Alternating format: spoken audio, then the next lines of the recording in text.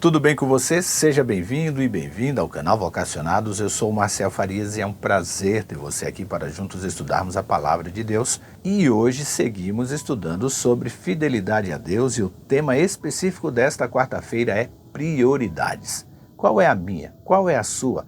Ou qual deveria ser a minha e a sua prioridade? Aquela que é mais importante.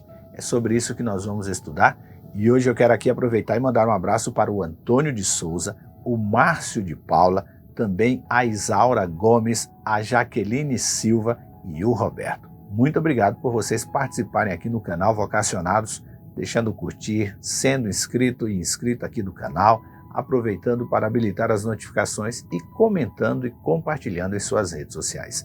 Aproveita você que ainda não está inscrito também, deixa o curtir no vídeo, compartilha e também se inscreve. É muito importante a sua inscrição, o seu curtir e também o seu comentário.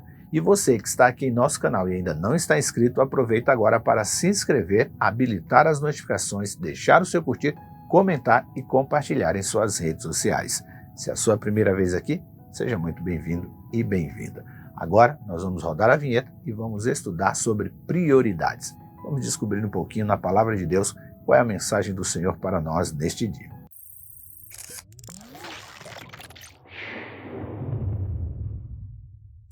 Diz a Bíblia, ninguém pode servir a dois senhores, pois odiará a um e amará o outro, será dedicado a um e desprezará o outro. Vocês não podem servir a Deus e ao dinheiro. Mateus capítulo 6, versículo 24. Todas as vezes que eu leio as palavras de Jesus em Mateus capítulo 6, versículo 24, me bate uma sensação de culpa muito grande, pois eu lembro das vezes que me peguei doando a maior parte do meu tempo em assuntos que não me adicionavam nada à vida espiritual. E se a maior parte do nosso tempo não for usada de forma a nos aproximar de Deus, tem algo errado. E levando em conta que 1/3 do nosso tempo, das 24 horas, levamos dormindo, o que leva ali geralmente a umas 8 horas, os outros 2/3 temos que dividir entre comer, trabalhar, cuidar da família e ter um relacionamento com Deus. Assim, parece ficar difícil encontrar um espaço em nossa vida corrida para Deus. E a pergunta é, como conseguir resolver este dilema? O primeiro passo a entender é o que Jesus realmente quis dizer ou ensinar com as suas palavras em Mateus 6, 24. O contexto de suas palavras é o do Sermão do Monte. E ali Jesus já havia ensinado sobre o perigo da cobiça, do adultério, da necessidade de orar pelos inimigos e também de auxiliar os necessitados, e também sobre juntar tesouros no céu. Lembre bem disso. Agora, ele foi mais incisivo em suas palavras quando ele diz: vocês não podem servir a Deus e ao dinheiro. A palavra traduzida por riqueza ou dinheiro neste versículo de Mateus é mamon, uma palavra de origem aramaica que designava um ídolo que era adorado como Deus da riqueza. E uma coisa precisa ficar clara, porque não há registro de que os judeus nos tempos de Jesus adoravam formalmente a este ídolo, mamon, mas com certeza eles geralmente usavam esta palavra para indicar riqueza. Jesus agora estava diante deles afirmando que não dá para ser um servo fiel a Deus e ao mesmo tempo se empenhar para acumular riquezas neste mundo apenas por ter mais e mais riquezas. E então, qual é a finalidade de se obter riquezas neste mundo? Servir aqueles que passam por necessidades e vivem perambulando pelas ruas do nosso bairro. Jesus não estava aqui combatendo aqueles que eram ricos, mas aqueles que amavam mais o dinheiro do que a Deus, e aqueles que eram cobiçosos ou invejosos. E aqui em Mateus capítulo 6, versículo 24, Jesus está tratando o amor ao dinheiro como um pecado ou mesmo um vício. E quem é dominado por algum vício perde a liberdade de sua vida e não percebe que tudo o que ele faz é para suprir a carência causada pelo vício. As palavras de Jesus em Mateus 6, 24 ficam ainda mais claras quando lemos este mesmo ensinamento em Lucas 16, versículos de 1 a 13, quando ali Jesus conta a parábola do administrador infiel. João Calvino, analisando Mateus 6, 24, afirma que nenhum homem pode servir a dois senhores. Os corações daqueles que são devotados às riquezas, ele diz, estão alienados do Senhor. E Cristo, portanto, afirma que é impossível para qualquer homem obedecer a Deus e, ao mesmo tempo, obedecer à sua própria carne, onde as riquezas detêm o domínio do coração. Deus ali perde a sua autonomia. É verdade que não é impossível que os ricos sirvam a Deus, ele diz, mas quem se entrega como escravo da riqueza deve abandonar o serviço de Deus, pois a cobiça nos torna escravos do diabo. E onde a afeição não é completa, não existe uma verdadeira adoração a Deus. Mas eles, os homens cobiçosos, negam de fato quando tentam reconciliar contradições. Não deixarei, diz um homem ambicioso ou cobiçoso, de servir a Deus, embora dedique grande parte da minha mente à caça de honras. Fecha aspas para João Calvino. A necessidade de abandonarmos o amor ao dinheiro se faz tão urgente que o apóstolo Paulo exortou os crentes de Filipos a seguirem firmes, obedecendo os ensinamentos de Jesus, os quais ele, Paulo, havia lhe apresentado. Suas palavras de exortação foram: agora que estou longe, é ainda mais importante que o façam. Trabalhem com afinco a sua salvação, obedecendo a Deus com reverência e temor. Filipenses capítulo 2, versículo 12. Uma vez entendido que o problema não é o dinheiro, mas sim ser dominado por ele, temos que encontrar uma solução para que Deus se faça presente em nosso dia a dia de forma integral. Será que basta afirmar: eu já coloco Deus em primeiro lugar na minha vida? Quando eu ouço essa afirmação na boca de um outro cristão, eu me pego pensando: eu posso afirmar isso também? Ou eu estaria apenas falando da boca para fora? Será que eu não estou reproduzindo assim mais um clichê para ficar bem diante de outros crentes? Como então Deus pode estar em primeiro lugar diante das minhas prioridades? Afinal, todos temos prioridades. Boa parte não sai de casa sem antes organizar os seus horários do dia, checar o orçamento e verificar qual é o melhor momento para estar reunido com a sua família. Então, como colocar a Deus em primeiro lugar diante de tudo o que temos a cumprir a cada dia? Colocar a Deus em primeiro lugar significa que Ele tem que estar no centro da nossa vida e que Ele tem a prioridade máxima sobre todo o resto. É exatamente isso que tem que acontecer. Prioridade máxima sobre todo o resto.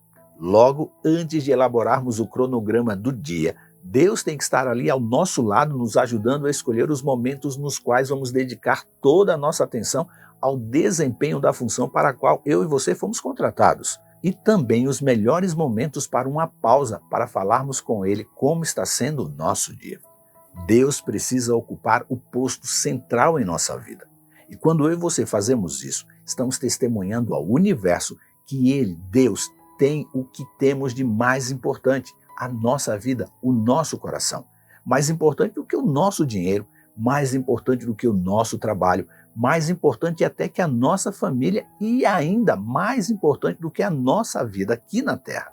Quando colocamos Deus em primeiro lugar, significa que compreendemos a mensagem do mandamento que diz: ame o Senhor seu Deus de todo o seu coração, de toda a sua alma e de todo o seu entendimento. Mateus 22, versículo 37.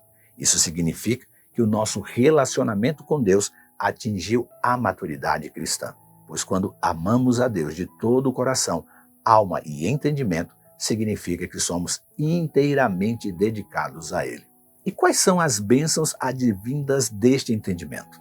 Estaremos livres da idolatria. E o que é um ídolo? É qualquer coisa que substitua o único e verdadeiro Deus em nossos corações.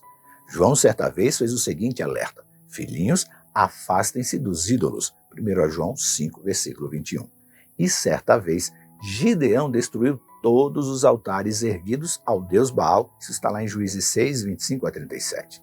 Portanto, devemos seguir o seu exemplo e arrancar fora do nosso coração tudo o que possa interferir em nossa adoração a Deus.